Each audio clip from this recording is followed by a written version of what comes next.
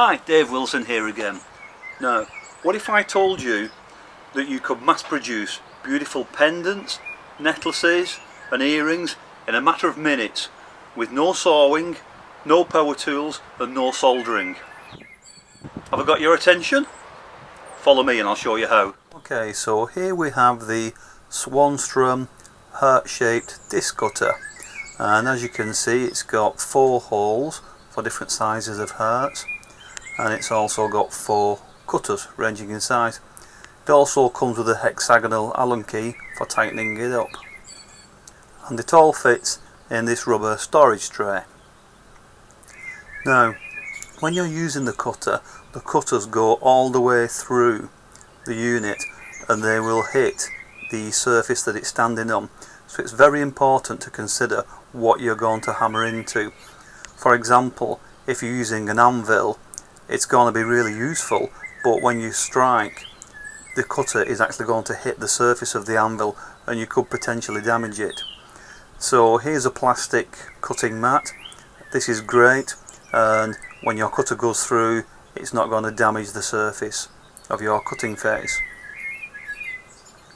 Here I'm using an old tree stump, so this is nice and solid, nice and heavy, and it gives me the weight and solidity I need, but when I strike the punch through, it's not going to damage the surface because it's just going to hit the wood.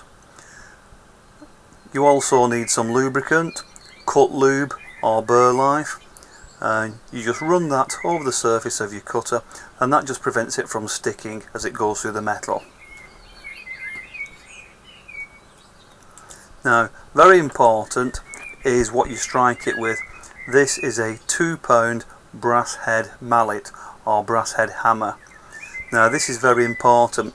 You see, it gives the weight that I need to strike it, but you see the surface is brass, so this means it's not going to damage the punches as you strike it.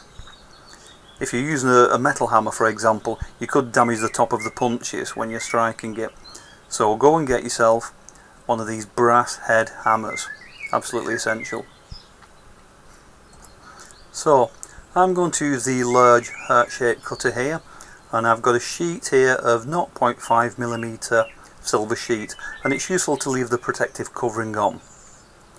So I just insert that into the unit, unscrew the plates if you can't get it in, make sure that they're moving, they're nice and springy, so pop that in there and be economical with it. So cut near the corner, close to the edge as you can, save your silver, tighten it down finger tight. Now this is very important. This is a sheet of silver 0.5mm, the same as my larger sheet, and all I'm going to do is I'm going to pop this in the back there, and what that's going to do is that keeps both the plates parallel. If you tighten it up without having this in the back, the danger is that the plates could rock a little bit and not be perfectly aligned. So very important. So finger tight, then get your hexagonal Allen key and just tighten it up a little bit. And very important, make sure that your silver's nice and snug and it's not going to move.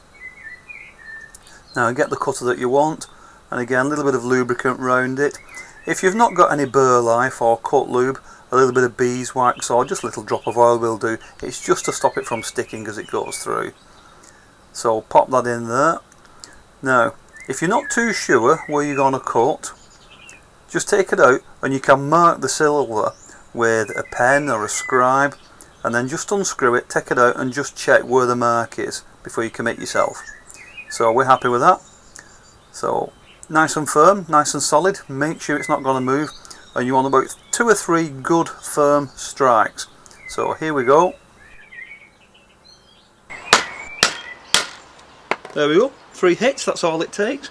And if I lift this up, there we go. So you'll see, this is why we said it's important not to strike onto a metal sheet, okay, because the punch is going to hit that. And there we go.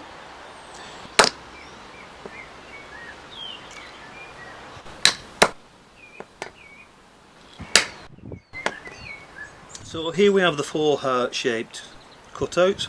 We've got the large, the 2 medium and the small ones. So maybe these could be pendants perhaps, all you have to do, drill a hole, put a chain on, jump ring, and you've got the pendants. These might be great for hook earrings, or the little one, all you've got to do, solder a stud on the back and you can make it into a stud earring. Simple as that. Like I say, because the edges are nice and I kept the plastic on, they really don't need any finishing. All you have to do is put them on a chain and you've got a finished pendant. It's as simple as that. But of course, being jewellers, you can be a little bit more creative than that. Now, instead of having a flat pendant, an easy way to add depth is to use a doming block. So I'm just going to pop that in there, and instead of using a punch, I'm using a little rubber hammer here because I really don't want to mark the silver. So all I'm going to do is just tap that into there, and you can see now it's now got some real texture and form to it. Again, all I have to do, drill a hole, put it on a pendant, and I've got a nice big pendant. Now, once you've stamped out your pendants, if you have a look at Cooksen's, you'll see they have a range of silver trace chains. Just type it into the search box and you'll find lots of them. Nice, small, inexpensive little chains, and you can pick these up for a couple of pounds each. Drill a hole, pop your pendant on, and look at that. Doesn't that look nice? And the point is, that's to no work to make. It's cost a couple of pounds, and you can mass produce those as many as you want. This pendant has been given a slightly hammered finish, and it's been lightly curved just to give it some depth. Another simple idea is to use the large heart and just cut it down the middle, and this produces a nice broken heart or jigsaw. Using multiple sizes, it's very easy to layer them. In this case it was sweat soldered, but you could very easily achieve this just by hanging two separate sized hearts on the jump ring. Don't forget to make matching earrings as well. Always try to make a set, and this makes your pieces more saleable and increases your profit. Here I've layered the pieces but staggered them. These have been sweat soldered, but again you could do something very similar just by attaching jump rings. And once again, matching earrings.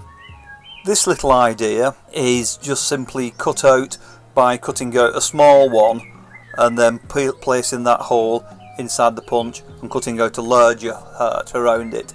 So this creates this washer or frame. There are actually dies for doing this, so check out my other videos. Here I've layered up 3, and the front one has been rounded and filed off. Another one hammered. This one was hammered from the back to make the front more subtle. Don't forget as well to use the pieces that you cut the hearts from. In this case I've used one of the pieces and hung a domed heart inside it. This is a really lovely piece and does not require any soldering. Here I've cut out a frame. This was done by hand with a pair of shears, and then the stamped heart suspended on a hook. And finally, if you do have some soldering ability, I made this little arrow and pushed it through the heart before soldering the arrowhead on. So the sky really is the limit.